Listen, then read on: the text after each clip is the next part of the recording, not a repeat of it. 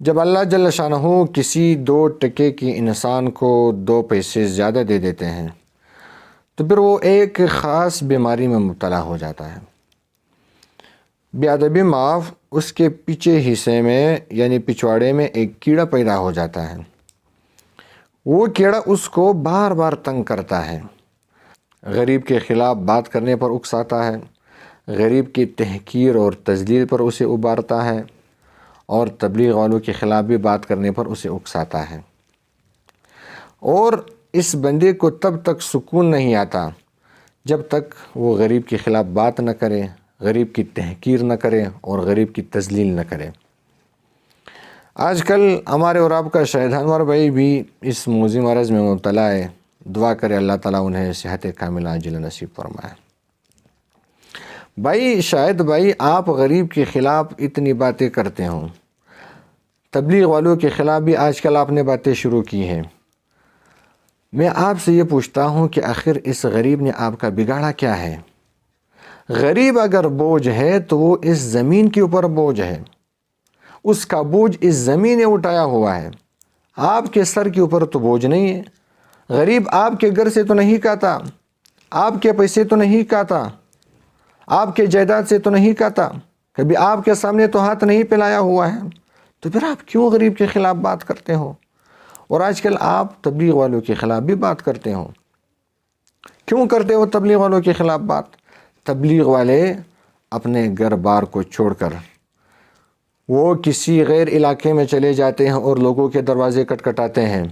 کس لیے کٹکھٹاتے ہیں؟ صرف اللہ کی رضا کے لیے۔ لوگوں کو بلاتے ہیں، اللہ کی دین کی طرف بلاتے ہیں، لوگوں کو نماز سکھاتے ہیں، روزہ سکھاتے ہیں، وضو سکھاتے ہیں۔ تو ان سے آپ کو کیا تکلیف ہے؟ کیوں آپ کو مرچی لگی ہوئی ہے کہ آپ تبلیغ والوں کے خلاف بات کرتے ہو؟ آپ کہتے ہو کہ انہوں نے اپنی بیویاں چھوڑی ہوئی ہے اور وہ سفر پہ گئے، آپ کو کیا فکر؟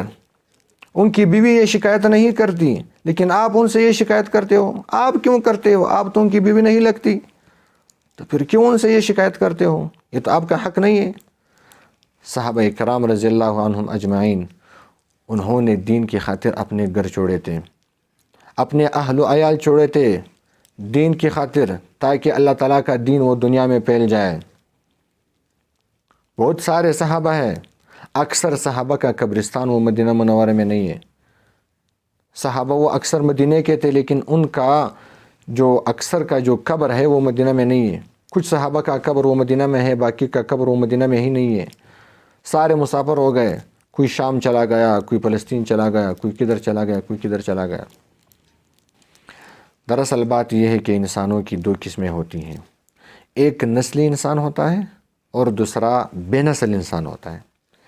جب نسلی انسان کے پاس مال و دولت آ جاتا ہے تو پھر وہ اس مال و دولت کو ہضم کر لیتا ہے، یعنی اس کے اندر عاجزی آ جاتا ہے۔ وہ اس مال اور دولت کو اللہ تعالیٰ کی راستے میں خرچ کرتا ہے، غرباء پر خرچ کرتا ہے، مسکینوں پر خرچ کرتا ہے۔ جس طرح حضرت عثمان غنی رضی اللہ تعالیٰ عنہ نے جو ہے وہ اپنا سارا مال و جائیداد غریبوں پر خرچ کر دیا۔ اور دوسرا قسم جو ہوتا ہے انسانوں کا، وہ بے نسل لوگ ہوتے ہیں۔ جب ان کے پاس 2 پیسے زیادہ آ جاتے ہیں تو پھر وہ قارون بن جاتے ہیں، وہ تکبر کرنے لگتے ہیں، وہ غرور میں آ جاتے ہیں، پھر وہ غریبوں کا مذاق بھی اڑاتے ہیں، مسکینوں کا بھی مذاق اڑاتے ہیں، ہر کسی کا مذاق اڑاتے ہیں۔ تو ہمارا جو شاہد انور بھائی ہے وہ بھی اس قسم سے ہے، وہ بے نسل انسان ہے۔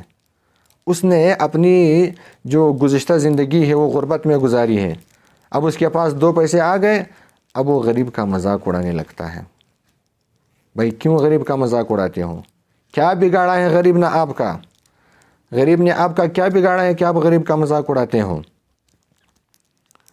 اور وہ یہ کہتا ہے، اس کا ایک ویڈیو آیا ہوا تھا، اس میں وہ کہتا ہے کہ میرا تعلق اہل حدیث سے ہے۔ مجھے پہلے ہی پتہ تھا کہ یہ اہل حدیث ہے، یہ وہابی ہے، یہ سلفی ہے، یہ تینوں ایک چیز ہے، کیونکہ اس نے اکثر جو زندگی ہے وہ سعودی میں گزاری ہے، اور سعودی میں جو ہے وہ سلفیت بہت زیادہ ہے۔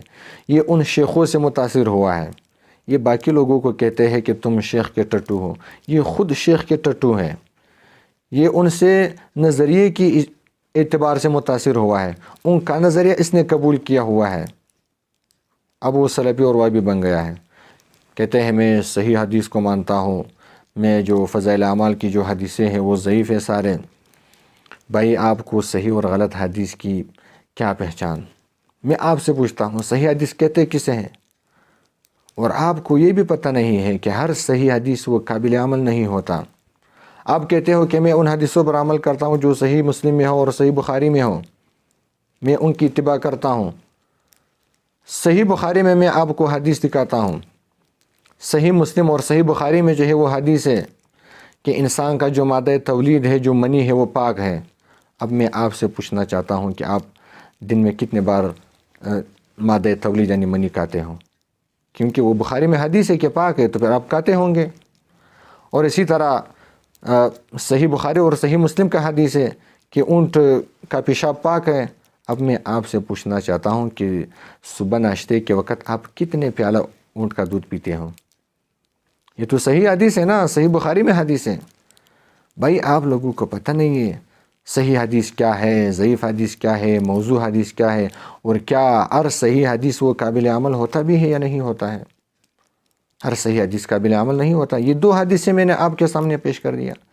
یہ سلفی لوگ، یہ وہابی لوگ اور یہ جو اہل حدیث لوگ ہیں، وہ حدیث کا نام تو لیتے ہیں لیکن ان کو پتہ بھی نہیں ہوتا کہ صحیح حدیث پر انسان کب عمل کرتا ہے، ضعیف پر کب عمل کرتا ہے، موضوع حدیث کا کیا حکم ہے، حکم کیا ہے، ضعیف کا حکم کیا ہے، ان کو یہ پتہ نہیں ہے۔ بس ویسے لوگوں کو یہ چورن بیچتے ہیں کہ بھائی صحیح بخاری میں ہے اور صحیح مسلم میں ہے، لوگ اس کی جو ہے وہ اندھی تقلید کرتے ہیں پھر بعد میں۔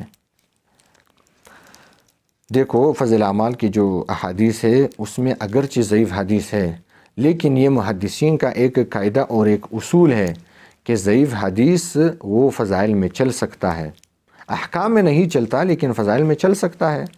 تبلیغ والے جو احادیث بیان کرتے ہیں، جو فضائل اعمال میں جو حدیث ہے، وہ تو سارے فضیلت والے حدیث ہیں، وہ فضائل کے حدیث ہے، وہ تو احکام کے حدیث نہیں ہے، وہ فضیلت میں چل سکتے ہیں۔ یہ محدثین کا ایک قاعدہ ہے،